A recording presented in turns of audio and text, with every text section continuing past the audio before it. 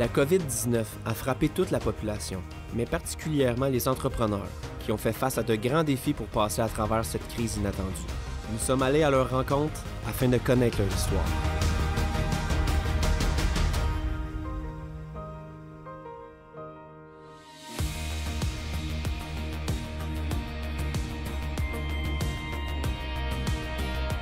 C'est-à-dire qu'on a vu le COVID un petit peu arriver à l'avance.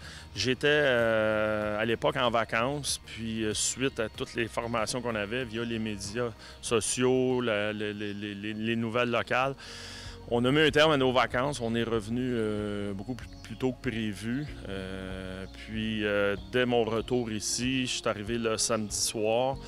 Puis le lundi, notre premier ministre, M. Legault, annonçait la fermeture, entre autres, de mon commerce. Alors, nous, vu qu'on avait 3 volets à notre commerce, qui est le traiteur du boisé pour du traiteur événementiel, les salles de réception, les salles du boisé, ainsi que le resto-bar La Chapelle, on est obligé de prendre la décision de mettre à pied nos 64 employés.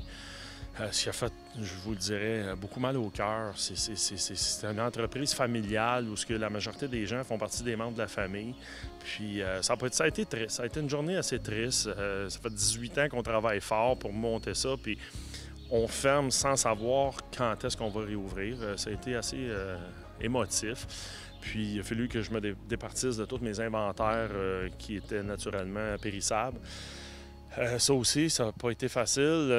J'ai essayé de donner aux gens, la famille, les employés, tout en disant « faites attention à vous, je vous donne des denrées, mais ça se peut que vous en aurez plus dans quelques semaines. » Il y a beaucoup de gens qui prennent ça à la légère. Il y en a qui ont pris ça sérieusement.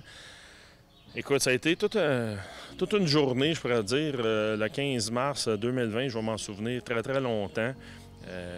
Je pense que tout le reste de ma vie, ça a été une journée qui a marqué ma vie professionnelle et personnelle. Après ça, je suis retourné à la maison, sachant vraiment pas quoi faire, à peu près comme tout le monde, je pense, a vécu sur la planète.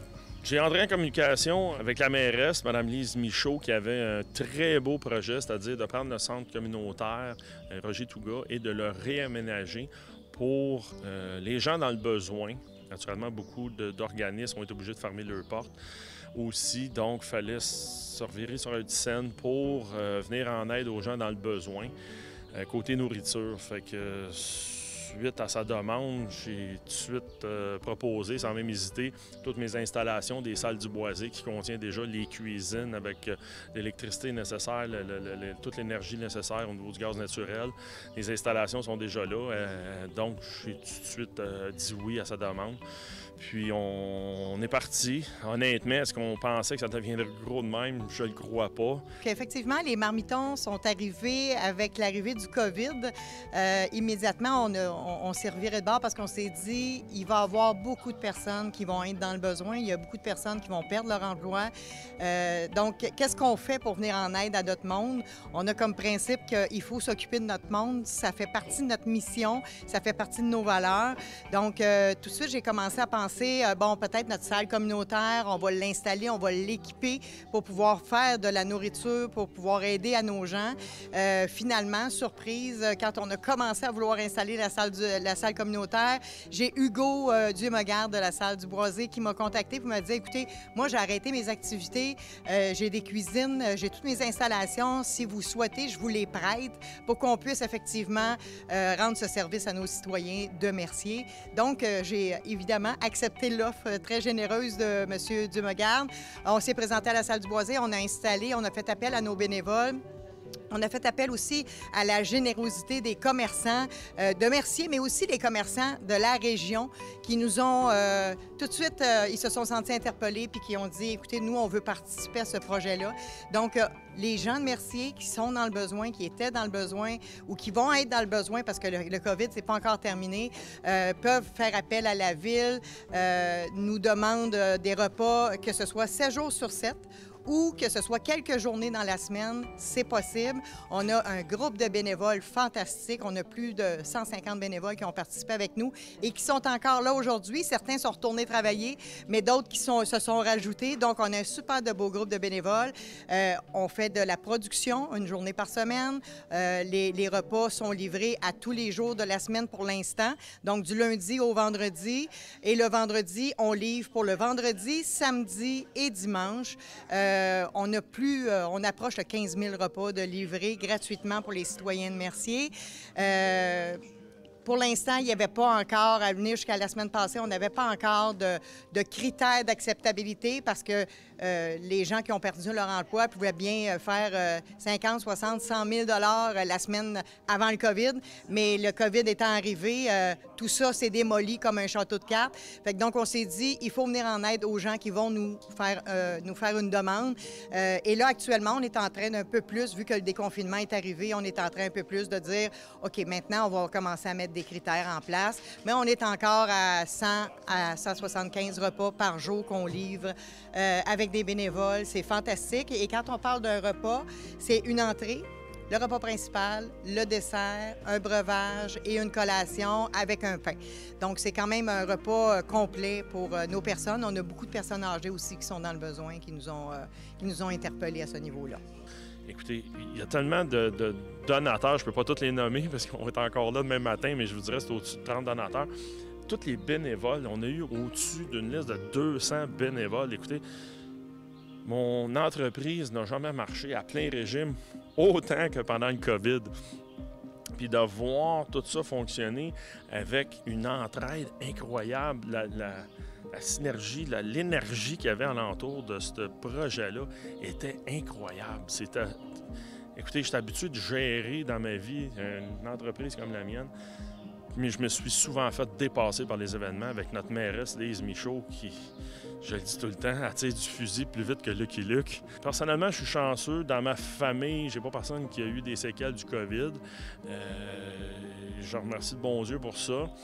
Par contre, le côté monétaire qu'il faut parler, malheureusement, ça a été très grave. Ça a été tellement grave que je suis un gars positif, je suis un homme d'affaires qui est fonceur dans la vie.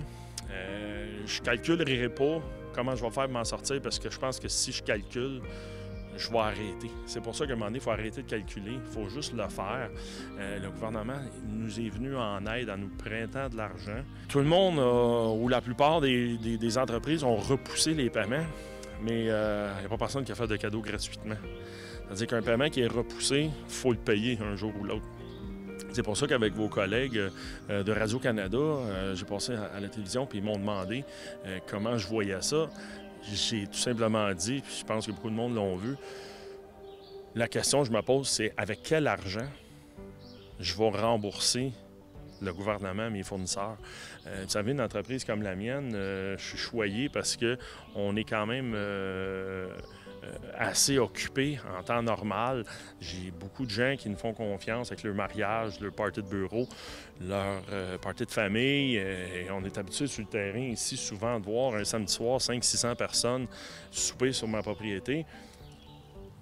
Je me demande quand est-ce que ça va revenir. Ma mère, elle disait tout le temps, peu importe la situation que tu te trouves dans la vie, mon grand, il y a toujours un côté positif. Puis je pense que c'est ça qu'il faut se souvenir du COVID. C'est le côté positif que ça nous a amené. Moi, personnellement, c'est le rassemblement, de pousser mes limites beaucoup plus loin que je pensais être capable de les pousser avec les marmitons de Mercier. Donc, les marmitons, quand on parle de production et de repas complets, c'est limité aux citoyens de Mercier. Par contre, on a reçu beaucoup de dons en fruits, en légumes, en produits de toutes sortes. Et ça, évidemment, on se sert premièrement les marmitons. Et tout ce qu'on a de surplus est distribué dans plusieurs villes de la grande région de la Montérégie. Donc, on part de Sainte-Julie, j'ai appelé les maires, jusqu'à Valleyfield, jusqu'à Huntington. Et tout le surplus, on a des contacts, on appelle les gens pour leur dire, écoutez, présentez-vous avec un gros camion, on va vous remplir ce que vous avez besoin. Comme exemple, la ville de Sainte-Julie, elle vient avec un gros camion, ils ramassent du stock et ils le redistribuent dans leurs organismes, dans leur municipalité. Donc, il y a ça qui est fait. Et quand il en reste encore, parce qu'on a reçu beaucoup de marchandises, quand il en reste encore, bien là, on va le distribuer aux gens en général. On a M. le curé Lafitte qui vient chercher pour des grosses familles à Mercier, à Châteauguay. Donc, c'est vraiment, on redistribue. L'important, c'est qu'il n'y a rien qui se perde. Donc, c'est quand les gens se présentent, ce qu'on leur dit, c'est prenez la quantité que vous voulez. L'important, c'est qu'il faut le distribuer. Voilà, c'est comme ça qu'on fait. Les marmitons sont nés avec l'arrivée de la COVID, mais par contre, ça va continuer dans le temps. L'objectif, avec tous les bénévoles, on a un conseil d'administration qui est là en place et on veut que ça continue dans le temps parce que le besoin ne va pas se terminer avec la fin de la COVID, le besoin va continuer dans le temps. Fait qu'on a décidé, avec tous les bénévoles, de poursuivre les activités des marmitons. Évidemment, ça ne sera pas à la même hauteur que ce qu'on a vécu pendant la COVID, mais donc, on est en train de se mettre en place une infrastructure qui va nous permettre de continuer. On a un bail qui va être signé avec la salle du Boisé, qui est Hugo Dieu-Megarde et Marie Thibault, sa conjointe, qui nous font un prix très avantageux pour les marmitons. On va continuer à pouvoir utiliser une journée par semaine leur cuisine. Et tous les bénévoles sont là, ils ont levé la main en disant « Nous, on est prêts à continuer à s'impliquer ». Fait qu'on a acheté une vanne réfrigérée, une remorque réfrigérée pour pouvoir garder notre marchandise. On vient d'acheter aussi une chambre congélateur pour pouvoir conserver notre marchandise. On est aussi inscrit à la tablée des chefs qui vont nous fournir des repas pendant aller jusqu'à la mi-juillet, je pense. Mais par la suite, on a aussi les moissons Rive-Sud qui nous aident à toutes les semaines. On se présente chez eux à tous les vendredis avec un gros camion et ils nous fournissent de la marchandise. Donc oui, les marmitons vont continuer grâce à l'implication de tout ce monde-là et à la générosité de nos citoyens et de nos commerçants. Quand j'ai parlé avec la mairesse, Mme Michaud, j'ai dit, moi, ce que je trouve professionnel, bon pour la profession, le COVID, c'est qu'à tous les jours, je rajoute des nouveaux contacts dans mon cellulaire.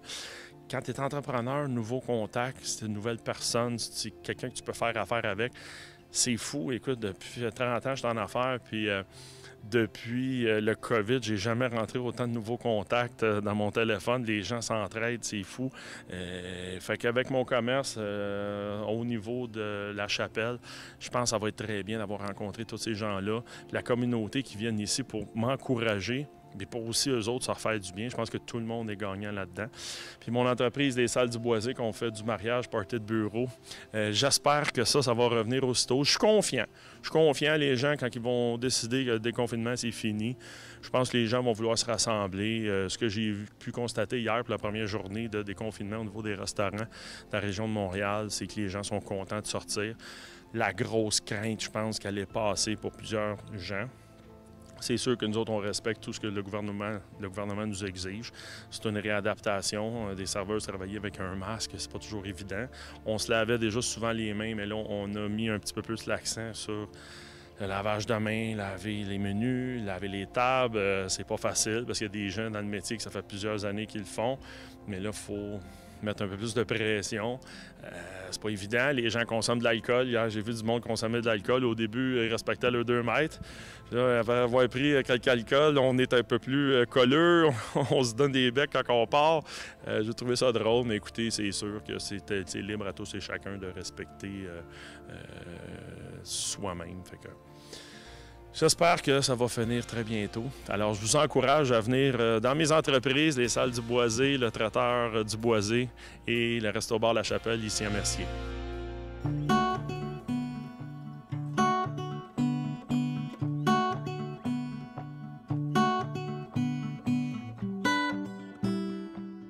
Nous, la COVID ne nous a pas vraiment frappés. En fait, elle nous a empêchés d'ouvrir.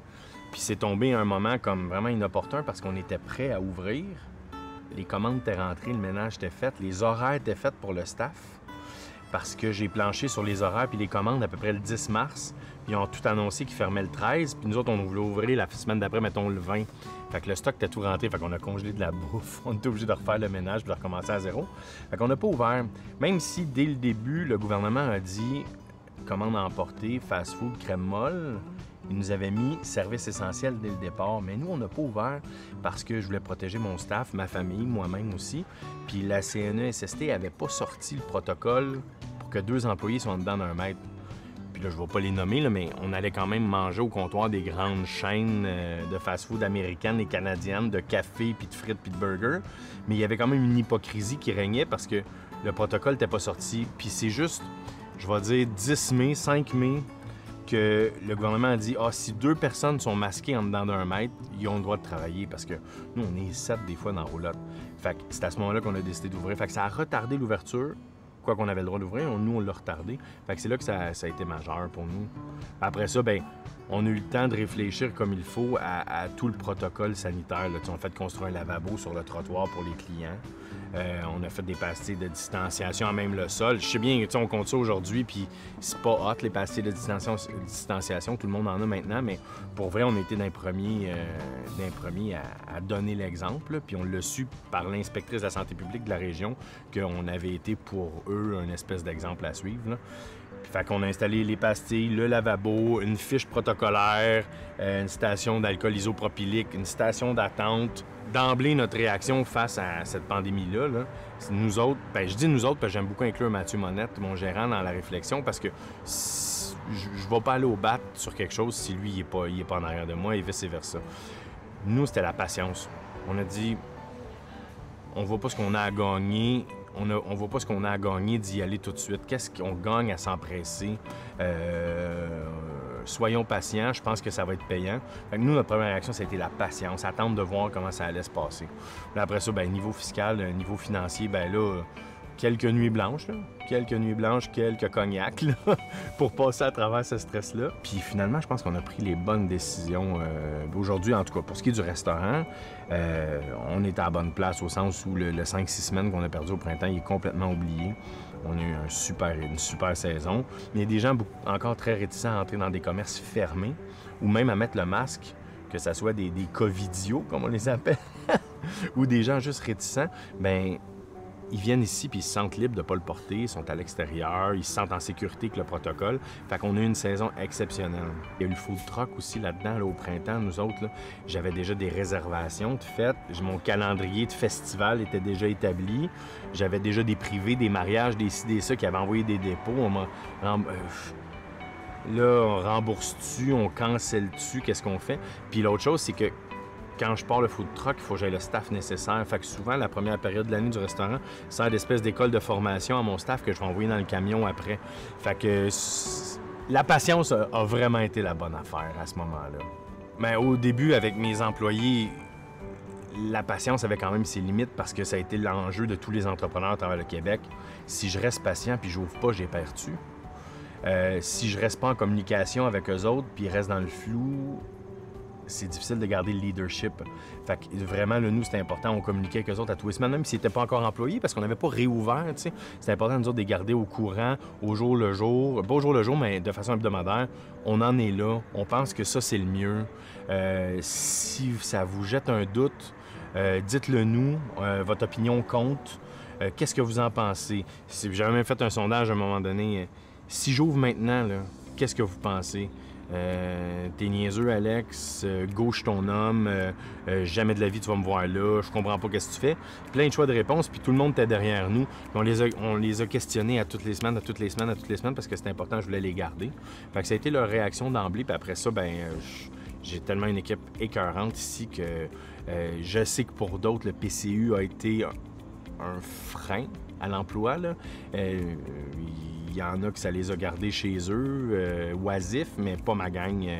J'étais bien choyé. Je voulais pas que personne joue aux super-héros, que personne soit hypocrite, égoïste. On est carte sur table. Encore aujourd'hui, quelqu'un il me dit « J'ai le nez qui coule un peu, Alex, reste chez vous. » Reste chez vous. J'ai bien de la misère à croire qu'à Saint-Jean 2021, il va y avoir 6000 personnes dans un parc à célébrer avec des food trucks. Festibière de Valleyfield, régate, on croit-tu vraiment qu'il va y avoir des dizaines de milliers de personnes? J'ai un peu de misère à croire ça aujourd'hui. J'ai l'impression qu'il faut même envisager que 2021 est un peu à l'eau pour l'événementiel, le festival, le ci, le ça. Fait que pour le camion, je pense que ça va être une autre dure année. Puis sinon, j'ai d'autres activités aussi. Là, je veux dire, je suis propriétaire immobilier de la bâtisse qui accueille le bistrot Fernand, puis le salon de la place, puis de la microbrasserie La Centrale sur le bord de l'eau aussi. Eux autres aussi, ça a été beaucoup de transparence, beaucoup de communication. Parce que moi, j'étais choyé d'ouvrir, mais eux ne pouvaient pas encore à l'occasion. Puis il faut comprendre qu'aussi, avant que le programme d'aide aux loyers commerciaux soit annoncé par le gouvernement canadien, là, presque 3 mois s'étaient déjà écoulés je te paye-tu pas? Je vais prendre l'exemple de quelqu'un qui me dit on peut pas faire saigner une roche à un moment donné, là, pris à la gorge, qu'est-ce que je fasse? On va pas. Puis moi, j'avais même appelé un des conseillers de la CAQ, mon député, qui m'a transféré un conseiller financier de la CAQ, qui a vraiment pris le temps de m'écouter. Puis j'ai dit, si quelqu'un agit pas rapidement, là, il va y avoir une crise sociale entre les propriétaires de loyers commerciaux et les locataires, parce que là, on peut pas tous se mettre à se poursuivre. Puis on peut pas tous se donner des congés de loyer non plus. Tu sais, ça a été un bout hyper stressant parce que les banques n'avaient pas annoncé les congés de capitaux non plus. Les gouvernements n'avaient pas annoncé d'aide. Fait qu'il y a eu un 3 mois de soyons patients. Ouais, mais je dors pas. Moi, soyons patients, mais je dors pas. Mais là, c'est moi qui dors plus. Là, tu m'en donnes, c'était quelque chose. Moi, je pense que c'était le bout le plus stressant pour moi. Parce que j'avais un stress financier, mais humain aussi. Ben, humain avant.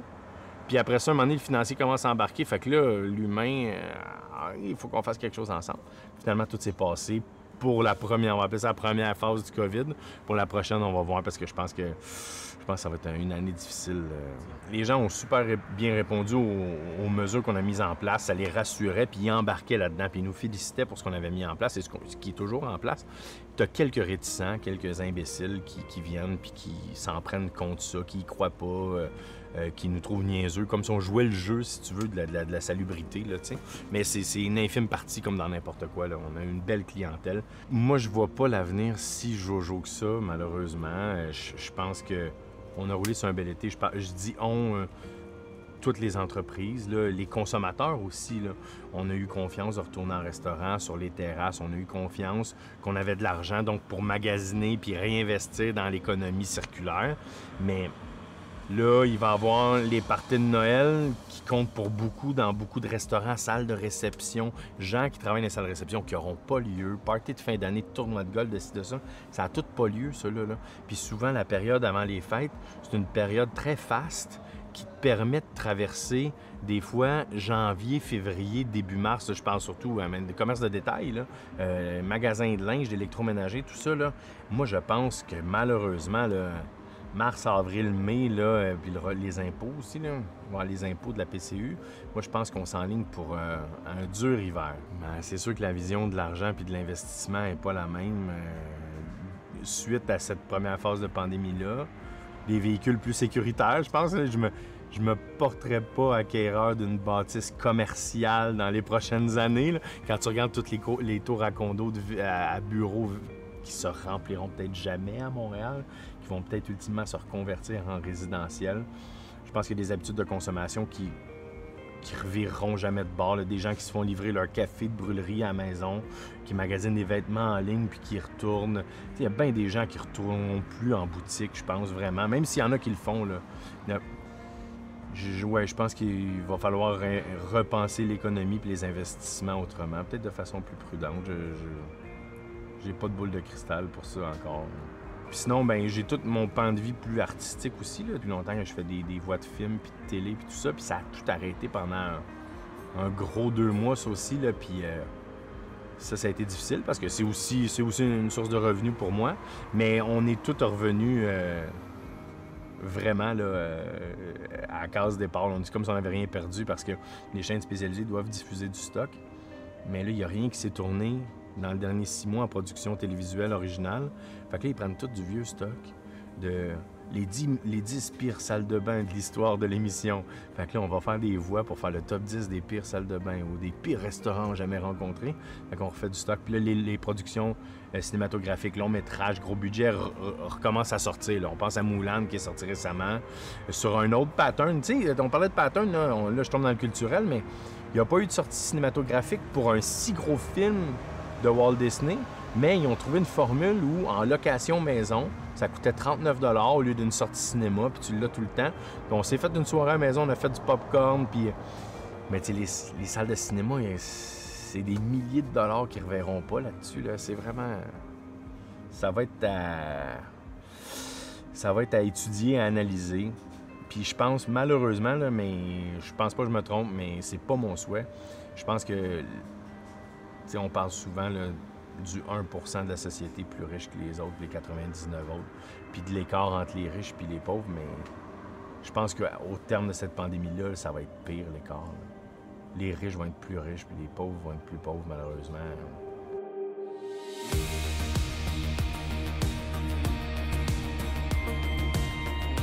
Bien, pas tellement longtemps, finalement, après cette entrevue-là. Je pense que c'est peut-être une semaine et demie après qu'ils ont dit que, finalement, on allait pouvoir offrir l'autocueillette. C'est sûr qu'avec quelques petites restrictions, mais ici, on a tellement d'espace que c'était pas un problème vraiment pour nous autres, là.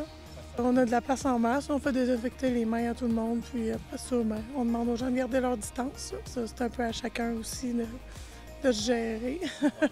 Ouais, est-ce qu'il y aura personne, peut-être? On se demandait si on allait avoir du monde, mais finalement, ça a été quand même assez fou, là. Tout de suite à l'ouverture, on a eu plein de monde, puis ça a super bien été. Pour la Saint-Jean-Baptiste aussi, je pense que les gens ils avaient hâte de prendre l'air, finalement, là, dans un autre contexte que le trottoir en avant de chez eux, là. On a eu beaucoup de monde, on était bien contents.